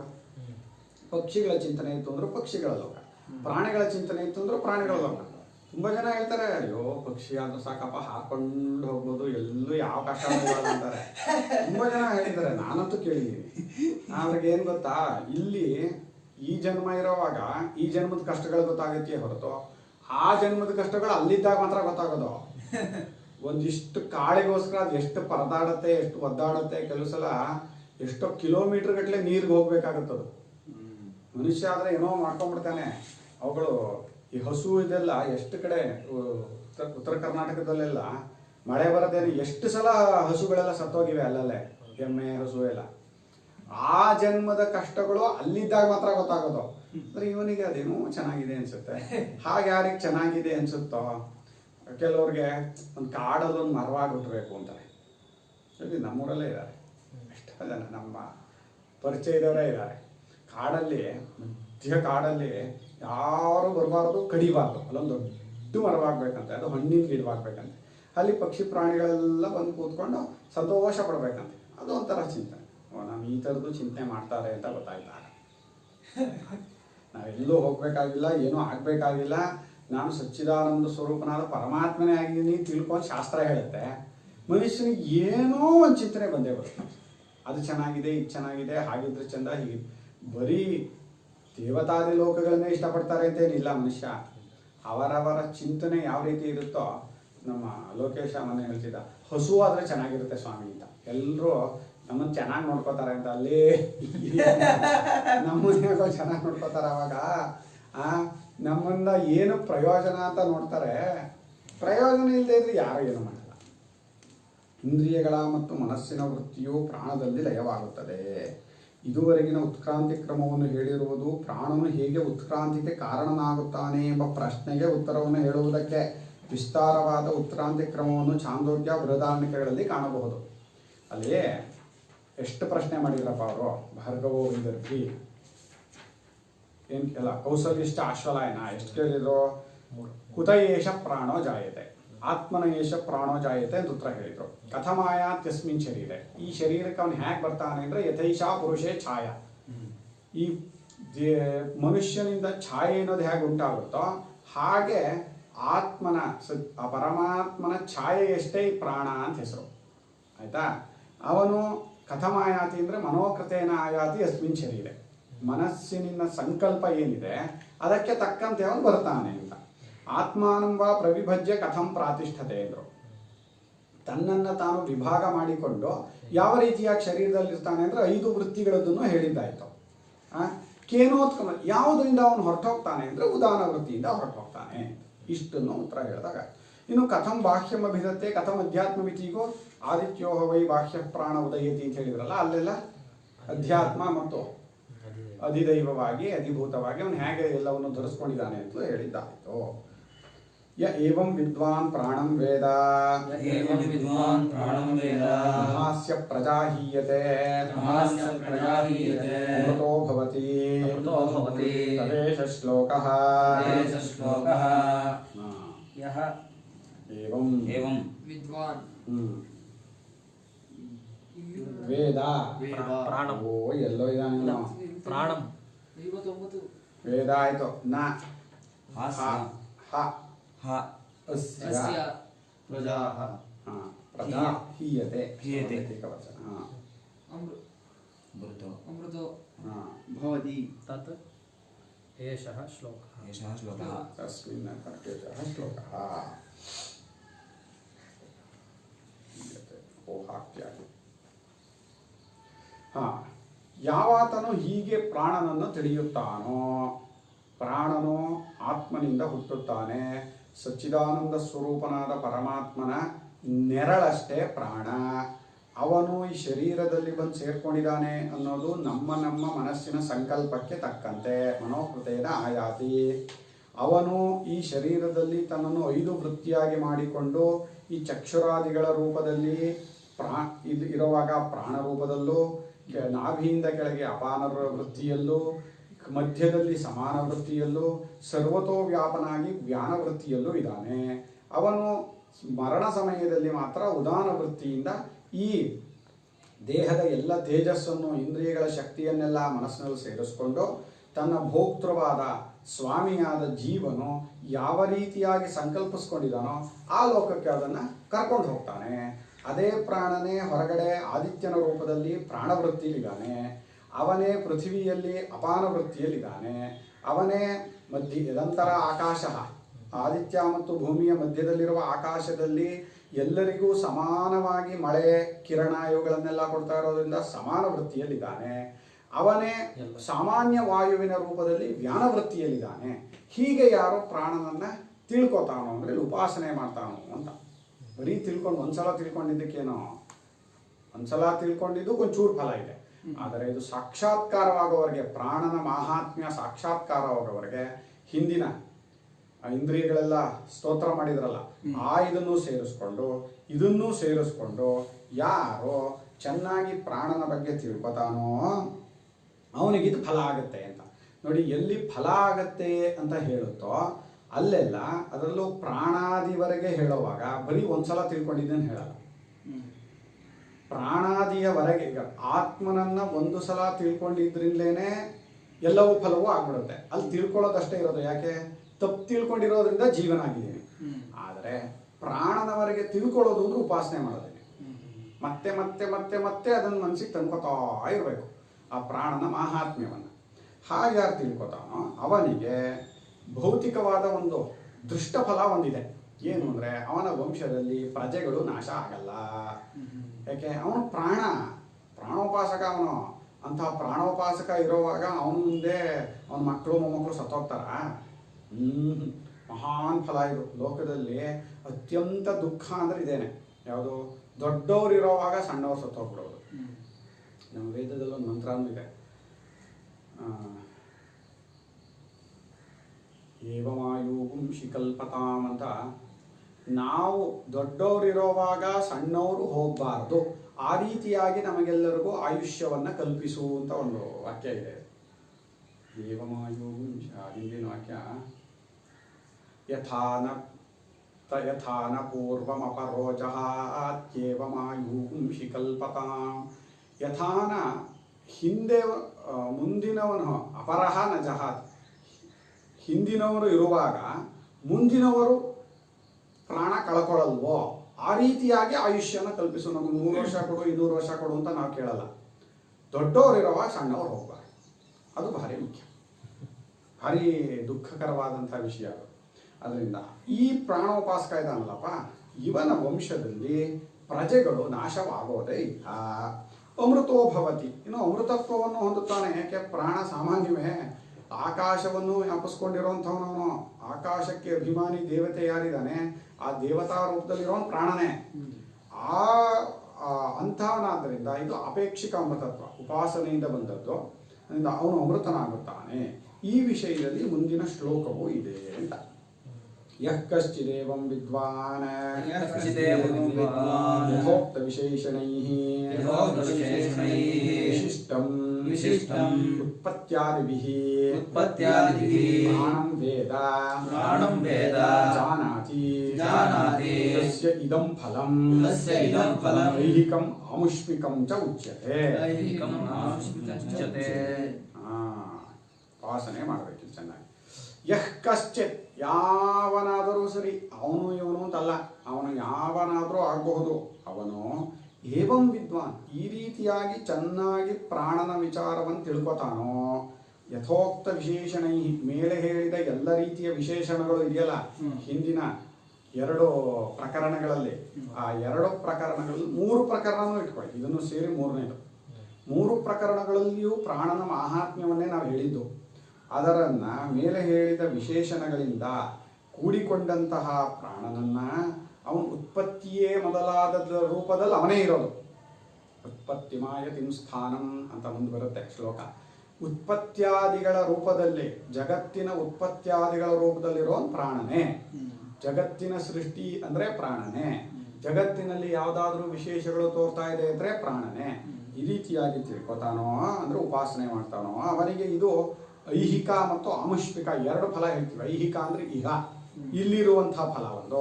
ಆಮುಷ್ಮಿಕ ಅಂದ್ರೆ ಸತ್ತ ಮೇಲೆ ಪಡೆಯುವಂತಹ ಒಂದು ಫಲ. ಬರೀ ಸತ್ತ ಮೇಲೆ ಪಡೆಯೋದಷ್ಟೇ ಹೇಳಲ್ಲ, ಅವನು ಬದುಕಿರೋವಾಗಲೇ ಒಂದು ದೃಷ್ಟ ಫಲ ಅವನಿಗೆ ಇದ್ದು ಬಿಡುತ್ತೆ. ಆ ದೃಷ್ಟ ಫಲವನ್ನು ನೋಡಿಕೊಂಡು ಅವನು ಏನು ಉಪಾಸನೆ ಮಾಡ್ತಾ ಇದ್ದಾನೆ ಅಂತ ನೋಡ್ಬೇಕಾಗತ್ತೆ. ನಮ್ಮ ಸಚ್ಚಿದಾನಂದ ಗುರುಗಳು 96 ವರ್ಷ ಇದ್ರು. ಅವರು ಜ್ಞಾನಿಗಳು ಬಿಡಿ, ಆದರೆ ಅವ್ರಿರೋವರೆಗೆ ಅವ್ರು 96 ವರ್ಷ ಎಲ್ಲ ಬದುಕ್ಬಿಟ್ರೆ ಒಬ್ಬ ವ್ಯಕ್ತಿ ಅವ್ರ ಮನೇಲಿ ಏನಾದರೂ ಒಂದು ತೊಂದರೆ ಆಗ್ಬಿಡುತ್ತೆ. ಬೇರೆ ಮನೆಗಳಲ್ಲಿ ನೋಡಿದ್ದೀವಲ್ಲ, ವಯಸ್ಸಾದವ್ರು ಇರೋವಾಗ ಇದು ಹೋಗ್ಬಿಡ್ತಾರೆ. ಈಗ ಮೊನ್ನೆ ಇನ್ನೂ ಬಂತು ಕೊರೋನಾದಿಂದ, ನಮ್ಮ ಪರಿಚಯದವರೊಬ್ಬರು ಕೌಶಿಕದವರು ಹೋಗ್ಬಿಟ್ರು. ಅವ್ರಿಗೆ ತಾಯಿ 85 ವರ್ಷದವರಿದ್ದಾರೆ, ಅವರು 60 ವರ್ಷದವರೇನೋ ಹೋಗ್ಬಿಟ್ರು ಕೊರೋನಾದಿಂದ. ಏನೂ ಮಾಡೋಕ್ಕಾಗಲ್ಲ. ಆದರೆ ಸಚ್ಚಿದಾನಂದ ಗುರುಗಳು 96 ವರ್ಷ ಇದ್ದರೆ ಅವ್ರ ಮನೆಯಲ್ಲಿ ಒಂದು ಮುಕ್ಕಿಲ್ಲ. ಅದು ದೃಷ್ಟವಾದ ಫಲ. ಆ ದೃಷ್ಟವಾದ ಫಲವನ್ನು ಒಂದು ಮತ್ತು ಆಮುಷ್ಮಿಕವಾದ, ಅಮುಷ್ಮಿನ್ ಅಂದರೆ ಇನ್ನೊಂದು ಲೋಕದಲ್ಲಿ ಇನ್ನೊಂದು ರೀತಿಯಾದ ಫಲ, ಈ ಜನ್ಮಾಂತರದಲ್ಲಿ ಆಗುವ ಫಲವನ್ನು ಕೂಡ ಹೇಳುತ್ತಾರೆ. ಹೇಗೆ ಹೇಳುತ್ತೆ? ನ ಹ ಅಸ್ಯ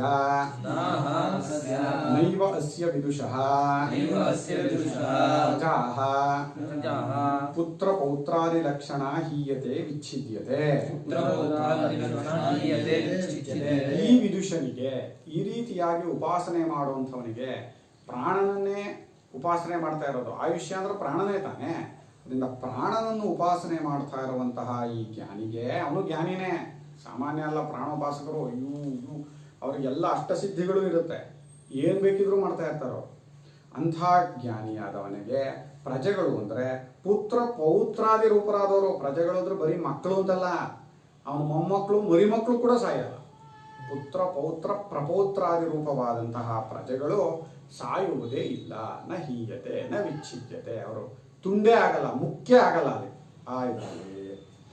ಪತಿತೇಚ ಶರೀರೇ ಪ್ರಾಣಸಾಯುಜ್ಯತೆಯ ಅಮೃತಃ ಅಮರಣ ಧರ್ಮ ಭವತಿ.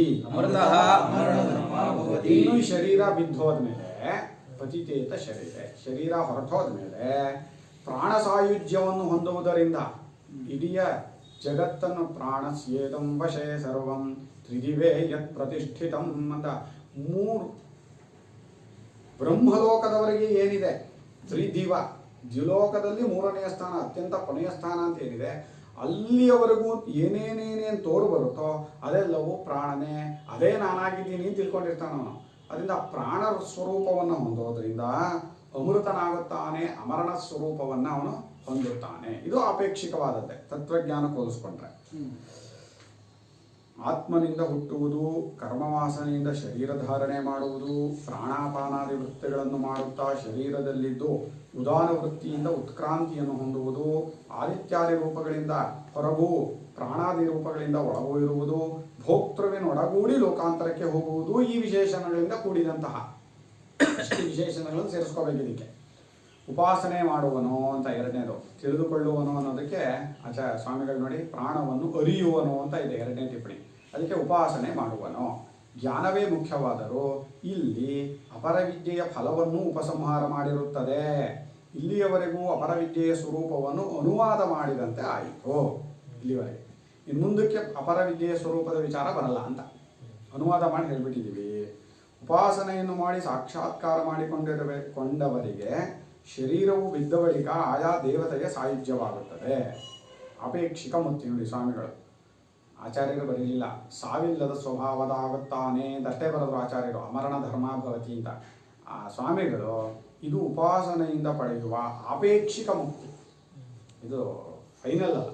ಅಲ್ಲೂ ಕೂಡ ಅಲ್ಲೂ ತತ್ವಜ್ಞಾನ ಆಗಲಿಲ್ಲ ಅಂದರೆ ವಾಪಸ್ ಬರಬೇಕಾಗುತ್ತೆ. ಅಂದರೆ ಆಲ್ಮೋಸ್ಟ್ ಅಂಥ ಚಿತ್ತಶುದ್ಧಿ ಇರುತ್ತೆ, ತತ್ವಜ್ಞಾನ ಆಗಿಬಿಡುತ್ತೆ, ಆಗಲ್ಲ ಅಂತಿಲ್ಲ. ಆದರೆ ಆಗೇ ಆಗತ್ತೆ ಅಂತ ಹೇಳೋಕ್ಕೂ ಬರಲ್ಲ. ಅವನು ಯಾವ ರೀತಿಯಾದ ಚಿಂತನೆಯಿಂದ ಒಳಗೂಡಿದ್ದ ಅಂತ ಗೊತ್ತಾಗುತ್ತೆ. ಐಶ್ವರ್ಯದಲ್ಲಿ ಆಸಕ್ತರಾಗ್ಬಿಟ್ರೆ ಅವರ ಅಷ್ಟ ವಿಭೂತಿಗಳಲ್ಲಿ ಅಷ್ಟಸಿದ್ಧಿಗಳಲ್ಲಿ ಅವರೇನಾದ್ರು ಆಸಕ್ತರಾಗಿ ಏನು ಮಾಡ್ತಾ ಇದ್ದೀವಿ ನಾವು ಅಂದ್ಕೊಂಡ್ರೆ ಬಿದ್ದ. ಅದು ಅವರವ್ರಿಗೆ ಗೊತ್ತಾಗುವಂಥ ವಿಚಾರ. ಚಿತ್ತಶುದ್ಧಿಗೋಸ್ಕರನೇ ಉಪಾಸನೆ ಮಾಡಿದವನಿಗೆ ಖಂಡಿತ ತತ್ವಜ್ಞಾನ ಆಗೇ ಆಗುತ್ತೆ. ತತ್ ಏತಸ್ಮಿನ್ ಅರ್ಥೆ ಸಂಕ್ಷೇಪ ವಿಧಾಯಕಃ ಏಷ ಶ್ಲೋಕಃ ಮಂತ್ರಃ ಭವತಿ. ಈ ವಿಷಯದಲ್ಲಿ ಏತಸ್ಮಿನ್ ಅರ್ಥೆ, ಈ ವಿಷಯದಲ್ಲಿ ಈ ವಿಷಯವನ್ನ ಸಂಗ್ರಹವಾಗಿ ಹೇಳುವಂತಹ, ಸಂಕ್ಷೇಪವಾಗಿ ಹೇಳುವಂತಹ ಒಂದು ಮಂತ್ರ, ಶ್ಲೋಕ ಈ ಮುಂದಿನ ಇದರಲ್ಲಿದೆ. ಮಂತ್ರ ಇದು ವೇದದಲ್ಲಿ ಬಂದಿರೋದ್ರಿಂದ ಮಂತ್ರ, ಅಥವಾ ವೇದದಲ್ಲೇ ಇದನ್ನ ಶ್ಲೋಕ ಅಂತ ಹೇಳ್ಬಿಟ್ಟಿದೆ ಅಲ್ವಂತೆ. ತದೇಶ ಶ್ಲೋಕ ಅಂತ ಇದೆಯಲ್ಲ, ಶ್ಲೋಕ ಅಂದ್ರೆ ಸ್ತೋತ್ರ ಅಂತ ಹೇಳ್ಬೋದು. ಆ ಪ್ರಾಣನ ಸ್ತೋತ್ರ ಇದು, ಪ್ರಾಣನನ್ನ ಹೊಗಳ್ತಾ ಇದೆ ಅಂತ. ಉತ್ಪತ್ತಿಮಾಯತಿಂ ಸ್ಥಾನಂ ವಿಭುತ್ವಂ ಚೈವ ಪಂಚಧಾ ಅಧ್ಯಾತ್ಮಂ ಚೈವ ಪ್ರಾಣಸ್ಯ ವಿಜ್ಞಾಯಾಮೃತಮಶ್ನುತೆ ವಿಜ್ಞಾಯಾಮೃತಮಶ್ನುತ ಇತಿ.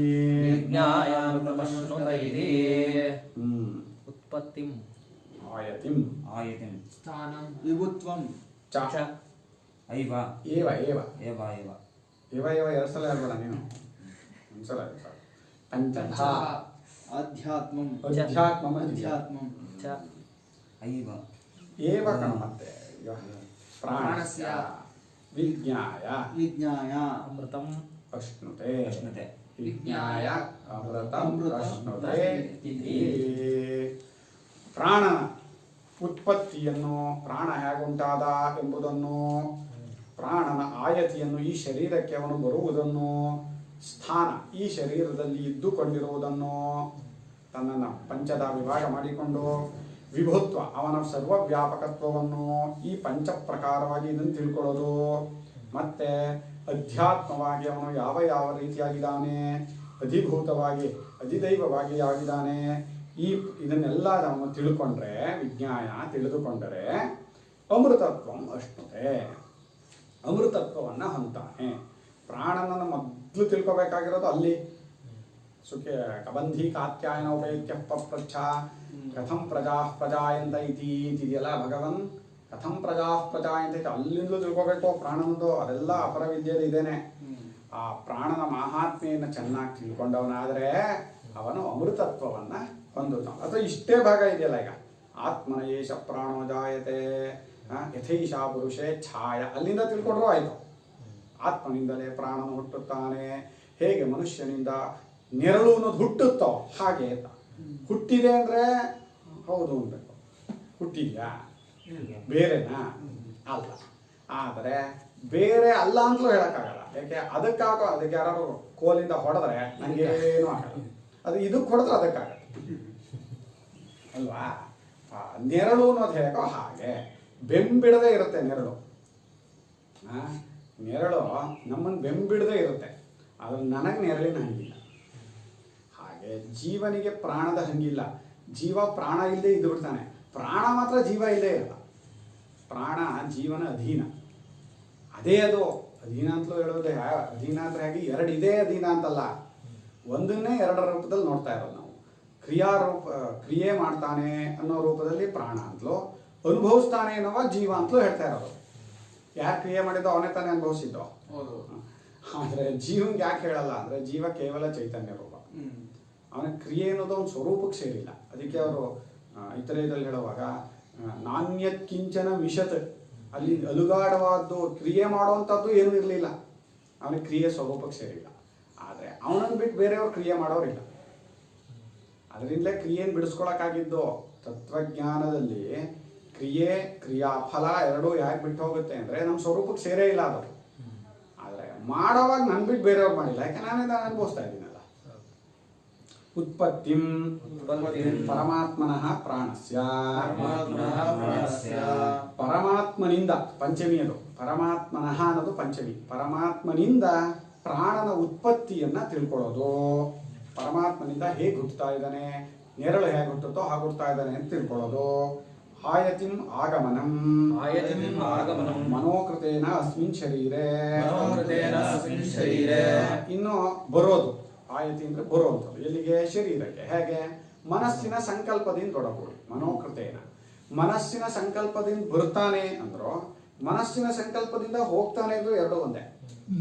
ಹಿಂದಿನ ಜನ್ಮ ಇಟ್ಕೊಂಡಾಗ ಹೋಗ್ತಾನೆ ಅಂತ ಹೇಳ್ತೀವಿ, ಈಗ ಬಂದಾಗ ಇದಕ್ಕೆ ಬರ್ತಾನೆ ಅಂತೀವಿ. ಹೋಗೋದು ಬರೋದು, ಇಲ್ಲಿಂದ ಬೆಂಗಳೂರಿಗೆ ಹೋದರು, ಅವರಿವರು ಬೆಂಗಳೂರಿಗೆ ಬಂದರು ಅಂತ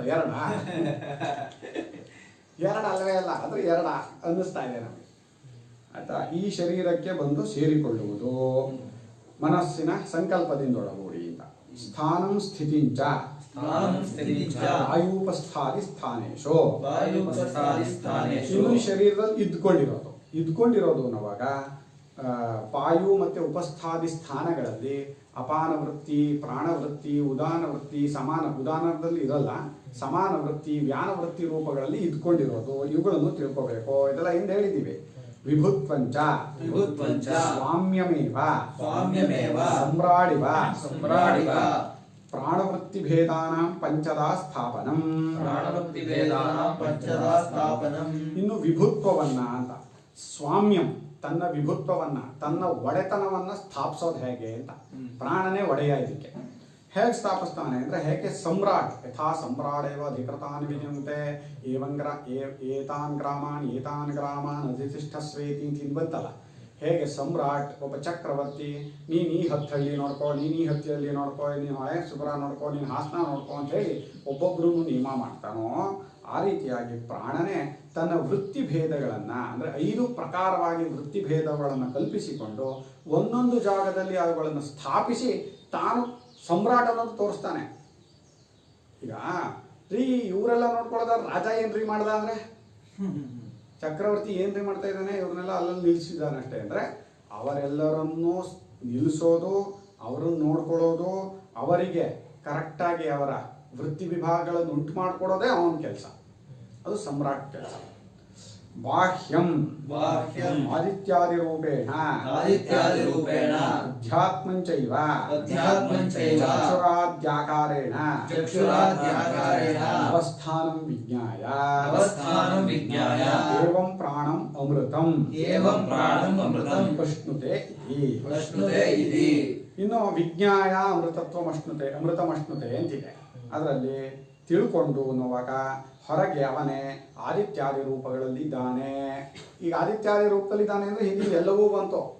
ಆದಿತ್ಯನಾಗಿದ್ದಾನೆ, ಅಲ್ಲಿ ಅವನು ಚಂದ್ರಮಸ್ಸು ಆಗಿದ್ದಾನೆ.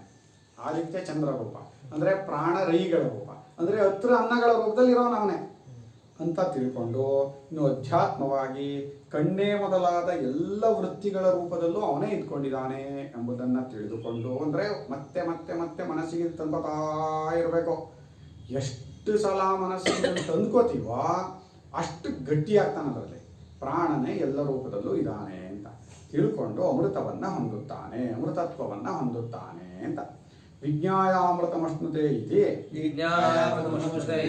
ದ್ವಿರ್ವಚನಂ ಪ್ರಶ್ನ ಪರಿಸಮಾಪ್ತ್ಯರ್ಥಂ. 2 ಸಲ ಹೇಳಿರೋದು ವಿಜ್ಞಾಯಾಮೃತಮಶ್ನುತೆ ಅಂತ 2 ಸಲ ಹೇಳ್ತಾ ಇರೋದು ಕೂಡ ಇಲ್ಲಿಗೆ ಈ ಪ್ರಶ್ನೆ, 3ನೆಯ ಪ್ರಶ್ನೆ, ಕೌಸಲ್ಯ ಆಶ್ವಲಾಯನವರು ಕೇಳಿದಂತಹ ಪ್ರಶ್ನೆ ಮುಗಿಯಿತು, ಅದಕ್ಕೆ ಉತ್ತರವನ್ನು ಹೇಳಿದ್ದಾಯಿತು ಅಂತ ಅಲ್ಲಿಗಾಯ್ತು. ಇಲ್ಲಿ ಪ್ರಾಣನ ಉತ್ಪತ್ತಿಯಾದಿಗಳನ್ನು ಮಾತ್ರ ತಿಳಿದರೆ ಸಾಲದೋ, ಉತ್ಪತ್ತಿಯೇ ಮುಂತಾದ ವಿಶೇಷಣಗಳಿಂದ ಕೂಡಿದ ಪ್ರಾಣನನ್ನೇ ಉಪಾಸನೆ ಮಾಡಬೇಕು ಎಂಬುದನ್ನು ತಿಳಿಸುವುದಕ್ಕೆ ಹಿಂದಿನ ಮಂತ್ರದಲ್ಲಿ ಹೇಳಿರುವ ಪ್ರಾಣಂ ಎಂಬ ಮಾತನ್ನು ಭಾಷ್ಯಕಾರರು ಸೇರಿಸಿಕೊಂಡಿರುತ್ತಾರೆ. ಇಲ್ಲಿ ನೋಡಿ, ಇಲ್ಲಿ ವಿಜ್ಞಾಯಾಮೃತಮಶ್ನುತೆ ಇಲ್ಲಿಲ್ಲ, ಪ್ರಾಣಂ ಅಂತ ಹಿಂದ್ಗಡೆ ಇರೋದು. ಏವಂ ವಿದ್ವಾನ್ ಪ್ರಾಣಂ ವೇದ ಅಂತ. ಆ ಪ್ರಾಣಂ ಅನ್ನೋದು ಇಲ್ಲಿಗೆ ಸೇರಿಸ್ಕೊಂಡು ಸ್ವಾಮಿಗಳು ಎಷ್ಟು ಸೂಕ್ಷ್ಮವಾಗಿ ನೋಡ್ತಾರೆ ಒಂದೊಂದನ್ನು. ಅಂದರೆ ಅಲ್ಲಿ ಅದ್ಭುತ. ಇಲ್ಲಿರೋದು ಬರೀ ಪ್ರಾಣಸ್ಯ ಅಂತ ಅಷ್ಟೇ ಇರೋದು, ಅಧ್ಯಾತ್ಮಂಚೈವ ಪ್ರಾಣಸ್ಯ ಅಂತಿದೆ. ಆದರೆ ಏವಂ ಪ್ರಾಣಂ ವೇದ ಅಂದ್ರು ಆಚಾರ್ಯರು. ಪ್ರಾಣವನ್ನು ಈ ರೀತಿಯಾಗಿ ತಿಳಿದುಕೊಳ್ಳುತ್ತಾನೋ ಅಂದರೆ ಉಪಾಸನೆ ಮಾಡಬೇಕು. ಅಲ್ಲಿಗೆ ಈ ಪ್ರಶ್ನೆ ಮುಗೀತು. ಮುಂದೆ ಸೌರ್ಯಾಯಣಿ ಗಾರ್ಗ್ಯ ಏನು ಕೇಳ್ತಾರೆ ಅಂತ ನೋಡೋಣ. ಹರಿ ಓಂ ಶ್ರೀ ಕೃಷ್ಣಾರ್ಪಣಮಸ್ತು.